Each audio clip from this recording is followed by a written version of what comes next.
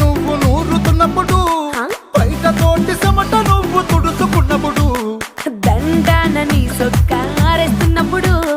నీ ఒంటి వాసన తెగ గుర్తొచ్చినప్పుడు,